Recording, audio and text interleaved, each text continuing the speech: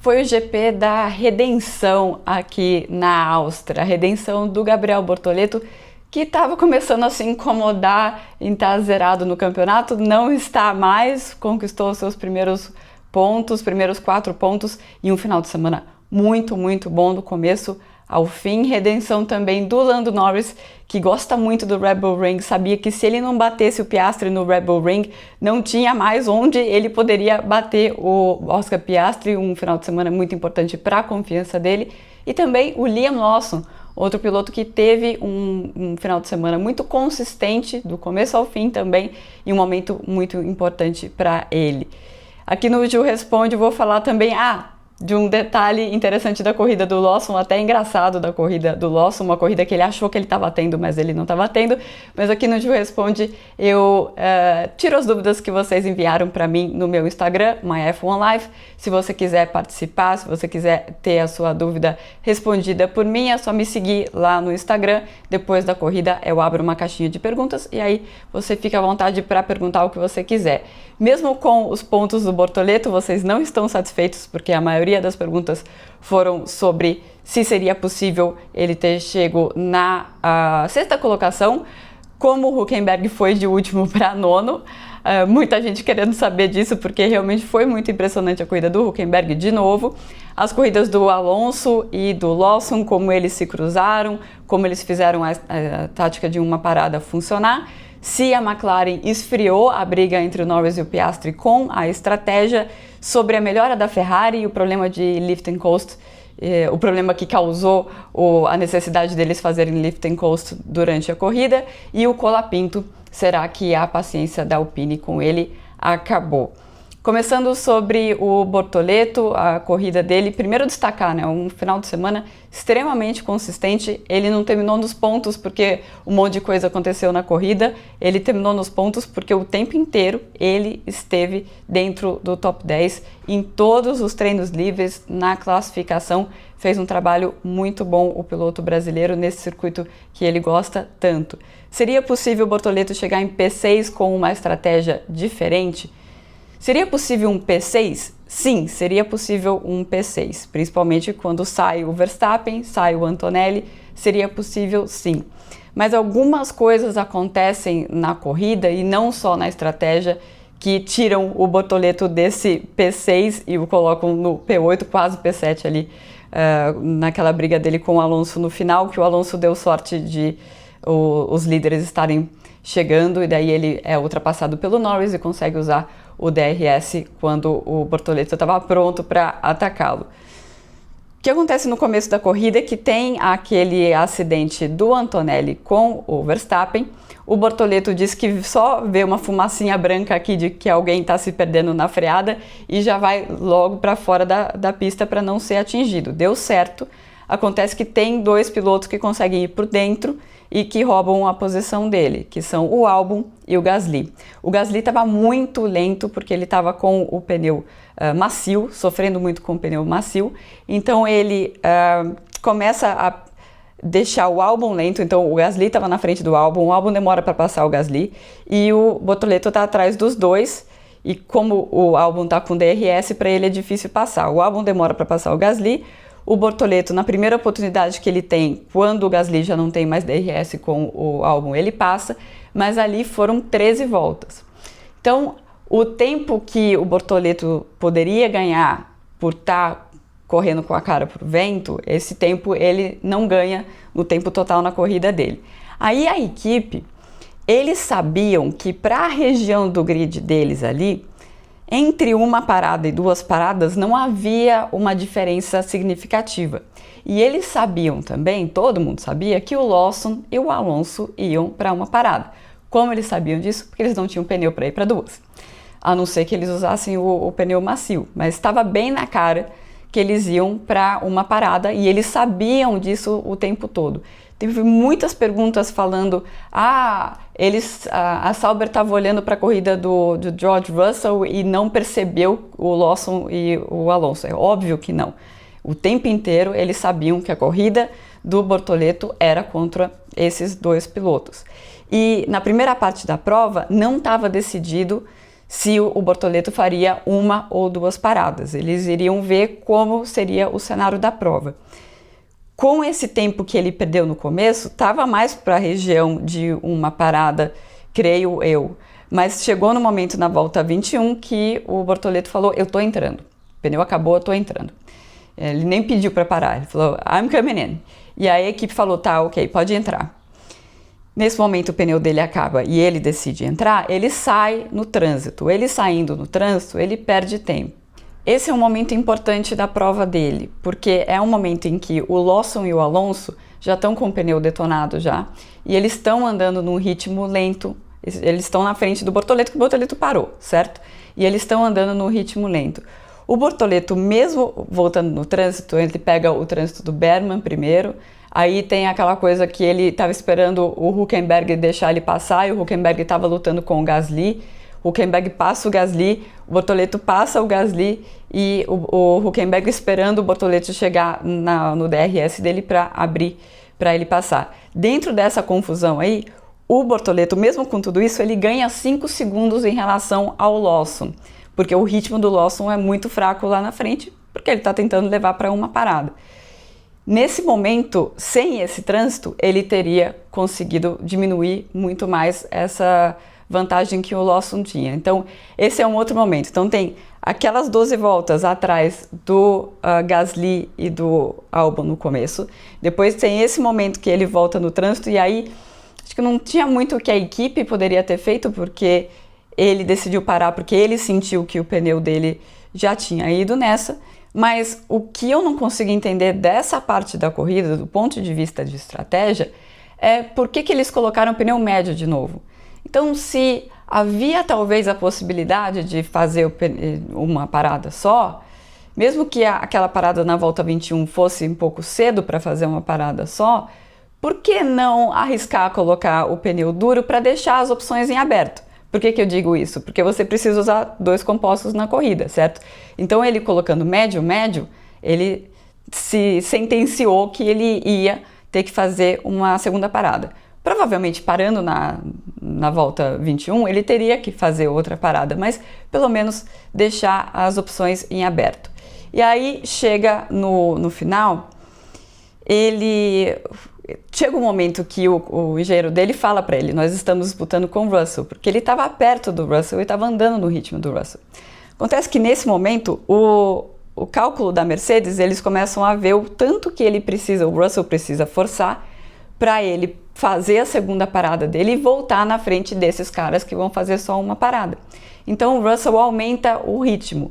2 voltas depois, o engenheiro volta para o Gabriel e fala, esquece o Russell aumentou o ritmo. Então, aquele ritmo que o Gabriel estava andando junto com o Russell, ele não era real para o Russell. O Russell não estava tirando tudo do carro. Falam para o Russell dar uma aumentada no ritmo, ele aumenta o ritmo e some. Então, esquece a corrida, o Bortoleto-Russell. Não tem nada a ver falar que o Bortoleto tinha que marcar a corrida do Russell. A corrida dele não é com o Russell, é com os 2 atrás. E ele, com a Sauber, não tem ritmo para abrir essa vantagem e voltar na frente. Ele teria que fazer uma outra parada de qualquer jeito, porque ele fez médio e médio, e o que ele tinha que fazer na pista era encontrar o momento certo, quando você está nessa diferença de 1 e 2 paradas, para você não parar muito cedo e ficar sem pneu no final, porque você não vai simplesmente ir até o final, você vai precisar forçar 100% o pneu até o final, porque você vai precisar passar esses pilotos que vão estar com um ritmo mais lento na pista. Então, o que você quer criar com a estratégia? O que se chama um tire offset, uma diferença no número de voltas que vai dar uma diferença de performance que vai permitir que você faça a ultrapassagem. Então, era esse momento que a Sauber estava tentando entender qual que era esse momento, que era dele não perder muito tempo com o pneu que ele estava, mas também não parar muito cedo para poder forçar o pneu duro que ele ia colocar até o final da prova. Eles acertaram esse momento? Acho que é discutível isso, porque o Gabriel chegou com o pneu sobrando no final, estava atacando até o final, e ele fez umas 2 voltas ali, 2 voltas lentas, em que ele perdeu tempo em relação ao Lawson e o Alonso. Então, se tem alguma coisa na estratégia que poderia ter sido melhor, é mais o momento dessa segunda parada, talvez umas 2 voltas antes, porque ele ainda assim teria o pneu para disputar até o final. De qualquer maneira, foram vários fatores que foram se somando ao longo da corrida, o que não tira o ótimo final de semana que o Gabriel teve. E o mais importante, que como eu falei no começo, eu estava sentindo que realmente estava pesando para ele esse negócio de não ter pontos. Ele sentia que ele tinha feito corridas boas quando o carro não estava tão bom e não estava conseguindo encaixar tanto essas corridas agora que o carro melhorou. Então, era importante tirar isso da frente dele. Pronto, tem os pontos. E agora ele pode trabalhar com mais tranquilidade. Falando sobre o Hülkenberg, como o Hülkenberg conseguiu ir de 20º para 9º. Então, eu queria dar só um recadinho antes de ficar toda a corrida falando a estratégia da Sauber, a estratégia da Sauber. Você tem que pensar o seguinte, a execução de corrida do Gabriel não é tão boa quanto a execução de corrida do Nico Hülkenberg. E isso é totalmente normal. O que eu não falo execução de corrida é entender quando forçar, como forçar o pneu, entender quando o pneu está indo embora, quando ele vai voltar, várias coisas. O Hülkenberg sabe fazer muito melhor do que o Gabriel, porque ele tem muito mais experiência, muito mais quilômetros rodados fazendo. A mesma coisa você observa na Mercedes com o Antonelli e o Russell, a mesma coisa com o Ocon e o Bergman, a mesma coisa com o Piastri até o final do ano passado, fez 2 temporadas na McLaren e no ano passado ele levava uma lavada do Norris em termos de gerenciamento de corrida e eles vão crescendo, eles vão evoluindo e é um caminho que o Gabriel está traçando agora também. Então, muitas vezes você olha assim e fala, não, a estratégia não deu certo. Na verdade, é o Gabriel que não conseguiu fazer a estratégia dar certo para ele da maneira como o Hülkenberg, que tem sido um destaque justamente nisso, de fazer a estratégia funcionar para ele. Então, qual que é a corrida do Hülkenberg? Largou em último. Quando ele parou, na volta 12, ele era o penúltimo. Essa posição ele ganhou do Hadjar, porque o Hadjar parou no box. Então, ele não ultrapassou ninguém, era penúltimo. Porque ele está com pneu macio, então era um stint curto, pneu macio. Qual que é a ideia da estratégia? Tirar ele de trânsito. No Red Bull Ring, por causa de DRS, porque tem 3 zonas de DRS, rola muito trenzinho de DRS, não aconteceu tanto nessa corrida, mas rola muito, então a ideia dessa estratégia era tirar o Hülkenberg de qualquer trenzinho. Então ele para de penúltimo, e quando ele vai fazer a sua segunda parada, ele está em 7º. Como que ele consegue essa mágica? Ritmo. Então o ritmo dele com o pneu médio nesse segundo stint, ele é muito bom. E ele é ajudado pelo fato de, com essa parada cedo, ele sai do trânsito. Então esse é o cenário da corrida do Hülkenberg, depois ele faz a segunda parada, volta em 11º, herda uma posição do Ocon, que faz a parada dele, que não tinha feito a segunda parada, e faz a parada dele e ultrapassa o Hadjar e chega na 9ª colocação. Então, foi uma estratégia menos convencional, uma estratégia que funcionaria para quem está largando lá atrás, né? Porque você parando logo no começo da corrida, você é garantido que você não vai ter trânsito, porque você já está lá atrás de qualquer maneira, mas ele faz essa estratégia funcionar. O Hülkenberg, que é um dos destaques dessa temporada. E aí, pessoal, vai um cafezinho? Sabe, ser jornalista da Fórmula 1 não é fácil. Às vezes eu tô lá vivendo momentos de pressão na pista, e outros momentos eu tô aqui em casa mais tranquila, mas ainda produzindo bastante conteúdo para vocês. Eu sempre tô em movimento, eu sempre tô de um aeroporto para o outro, eu sempre tô precisando me manter atualizada. E para fazer isso, eu tenho o meu segredinho aqui. Como se não bastasse o Razer 60 Ultra me ajudar a organizar a minha vida com o Moto AI, que é a inteligência artificial exclusiva da Motorola, e também garantir com que eu possa fazer fotos incríveis nas pistas de Fórmula 1 com as suas câmeras, que são as mais avançadas no dobrável. Ele ainda por cima, gente, é a coisa mais linda. Ele oferece acabamentos diferenciados, como o revestimento em alcantara, um material de luxo 100% italiano que está sendo usado pela primeira vez em um smartphone. E não é só isso, graças à parceria da Motorola com a Pantone, as cores dos aparelhos vêm de uma curadoria especialíssima feita para você e para mim também, porque eu vou fazer a minha mala para combinar os meus looks com o meu Reza 60 Ultra, que mais parece um acessório de moda. Mas se engana quem pensa que o Reza 60 Ultra é feito só para inspirar. A certificação IP48 significa que esse bichinho aqui é resistente às coisas da vida, sabe? Poeira, água, ele aguenta tudo. Aliás, justamente por ser um celular dobrável, ele já garante uma dobradiça com reforço de titânio, que é um material 4 vezes mais forte do que o aço cirúrgico.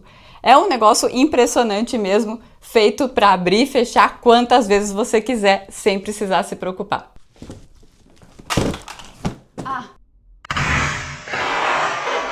Esqueci de dizer também que ele é a prova de gente estabanada. Ele tem a tela externa mais resistente da categoria. Aliás, ele é o primeiro dobrável do mundo com o Corning Gorilla Glass Ceramic, que tem um desempenho 10 vezes melhor em quedas na hora de preservar a sua tela. Mas agora vocês me desculpem, porque já tá na minha hora. E o Alonso, ele desistiu de passar o Lawson para ficar com o DRS e só assim conseguiu superar o Bortoleto? Esse foi o detalhe curioso da corrida do Lawson que eu falei para vocês no começo, que o Lawson terminou a corrida todo suado, vermelho, achando que ele tinha segurado o Fernando Alonso por toda a corrida. Mas não foi isso que aconteceu. O Alonso sabia desde o começo que ele não tinha ritmo. O ritmo dele era ruim. Então ele colou no Lawson, usou o fato de no Red Bull Ring a gente ter 3 zonas de DRS, e aí ele fez uma corrida de drag. Ele foi e grudou no Lawson, e o Lawson meio que carregou o Alonso por toda a corrida. Então ele se concentrava nas curvas que ele tinha que ficar perto do Lawson para ficar dentro do ponto de detecção e curtia ali as retas todas atrás do Lawson, lembrando que a Aston Martin tem um problema de velocidade de reta. Esse problema não existiu nessa corrida, porque o Lawson estava ajudando, sem perceber, ajudando o Alonso o tempo todo. O Lawson achava que o Alonso uma hora estava muito mais rápido que ele, essa impressão que ele tinha, que uma hora ia tentar a ultrapassagem, e o Alonso não ia tentar a ultrapassagem, porque ele sabia que seria pior para a corrida dele. Excelente corrida, muito inteligente a corrida do Fernando Alonso. O ritmo da Sauber melhorou a ponto deles lutarem no top 10 nas próximas corridas? Sim, então o carro da Sauber desse ano, ele nunca foi o pior carro do grid, né? Eles eram o pior carro do grid do ano passado, fizeram uma atualização já pensando para o começo desse ano, no final do ano passado, e já o carro começou a melhorar ali. Eles entraram no grupo, né? Eles estavam destacados como últimos do ano passado e entraram no grupo, começaram o ano ali entre 9, 10, 8, 9 e 10º, em termos de carro, né? Oitavo carro, nono carro e 10º carro. E com a atualização, daí dependendo da pista, ficava um pouquinho mais à frente, aquela coisa de conseguir passar para o Q2, assim, por milésimos, ou não, é o 8º carro, certo? Aí com a atualização de Barcelona, é uma atualização grande, mudando o assoalho do carro, o que eles conseguiram fazer com o carro, que era um carro que ele tinha uma janela de funcionamento um pouco menor e era um carro nervoso quando saía disso, né? Então o que eles queriam era deixar essa curva do downforce mais achatada para o carro ficar mais guiável para os pilotos, né? E foi isso que eles conseguiram com a atualização de Barcelona. Aí em Barcelona eles foram para 6º, 7º, 8º dentro do grid, né? Variando, dependendo indo de pista para pista. E aí com essa atualização a gente não sabe ainda o que aconteceu com essa atualização, porque tem um fator nesse final de semana, o fator Gabriel Bortoleto no Red Bull Ring. É uma pista que ele gosta bastante, ele se adapta muito bem, e também o carro se adapta bem a essa pista. Isso é uma coisa que o Gabriel disse, uma coisa que a equipe disse, Depois eu fui perguntar para o Jonathan exatamente por que o Jonathan Whitley, o chefe do Gabriel, quando ele não quer responder uma pergunta, ele não responde, ele começou a falar do Mathe-Sheets, começou a falar de outras coisas aleatórias, então eu não tenho para vocês a resposta exata de por que o carro da Sauber se adapta bem ao circuito Red Bull Ring, mas o que eu sei é que eles não esperavam ir bem no Canadá e esperavam ir muito melhor no Red Bull Ring. Também no GP da Espanha, eles achavam que o carro poderia se adaptar bem. Então, o que a gente pode imaginar é que o carro não é muito bom de curva mais lenta, ou alguns problemas de tração também, que é uma coisa que dá para ver que o carro ainda tem. Talvez alguma coisa de atacar zebra, alguma coisa de pistas mais frias e tudo mais. Vamos ver, entender um pouco melhor na próxima corrida em Silverstone.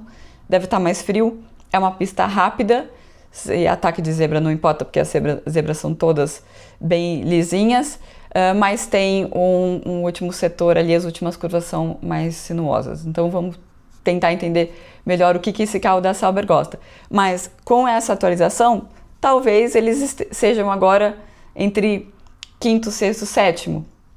Talvez não um quinto, porque tem essa coisa de adaptação com a pista, e do Gabriel talvez tenha sido realmente um final de semana especial no Red Bull Ring, mas vamos ver nas próximas corridas. Mas realmente, né, saíram de oitavo, nono, décimo, para depois sexto, sétimo, oitavo, e estando sexto, sétimo, oitavo, você já começa a entrar nessa zona de poder pontuar com uma execução muito boa de corrida, né? Se for quinto, sexto, sétimo, ainda melhor. Então, eu diria que sim, a Sauber hoje pode lutar por pontos em todas as corridas, ou na maioria das corridas.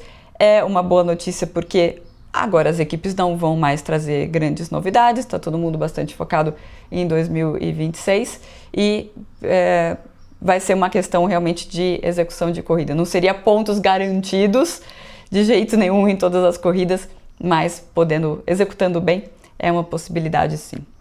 E a McLaren esfriou a disputa de propósito com as paradas do Piastri e do Norris? Não foi isso que eles estavam tentando fazer, não. Então, ao Piastri é dada a opção dele ou parar logo depois do Norris. Primeiro, sempre, qualquer equipe, você vai parar primeiro o piloto que é o líder, né? Você não vai parar primeiro o piloto que está em segundo e correr o risco de um undercut, que é a equipe pegando na mão grande e falando, é você que vai ganhar a corrida. Não se faz isso, né? O piloto que está na frente, ele conquistou isso com a pole position, com o ritmo melhor, ele está na frente, ele vai parar antes. E aí eles deram para o Piastri a opção de tentar alguma coisa. Eles falaram para ele, você quer parar agora, uma volta depois, daí ele vai voltar atrás de qualquer jeito, e um pouco mais atrás, né? Ou você vai parar várias voltas depois para tentar criar o tal do Tire Offset. E ele opta por isso, do Tire Offset. O que é isso? É você ter pneus mais novos que o seu rival para tentar atacar no final desse stint, né? Logo antes de você parar de novo. Isso dá uma vantagem, segundo a McLaren nessa pista, de 2 décimos por volta. Então, tendo pneus 4 voltas mais novos, ele tinha uma vantagem de 2 décimos por volta. Então, ele perde tempo, ficando mais tempo na pista no começo, mas recupera esse tempo com esses pneus mais novos. O que o Piastri não contava quando ele tomou essa decisão é que o Norris teria um ritmo muito bom com o pneu duro.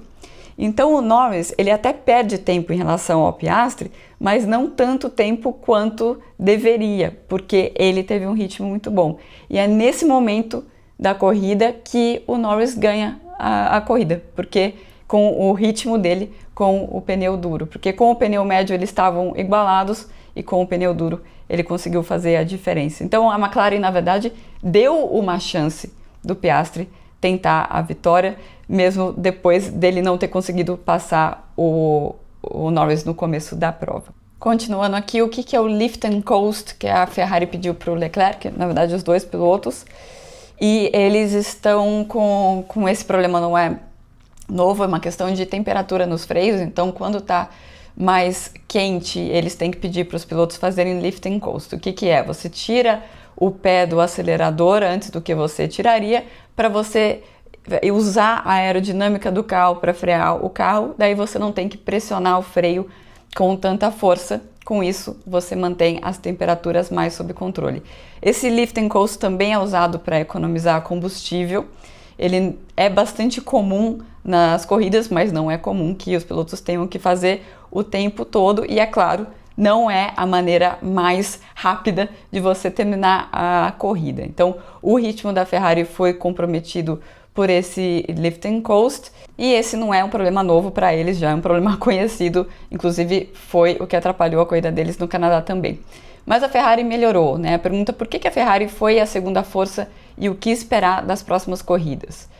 Bom, primeiro a Red Bull não estava ali, o Verstappen não estava ali, né? A Red Bull parece ter se perdido ao longo do final de semana.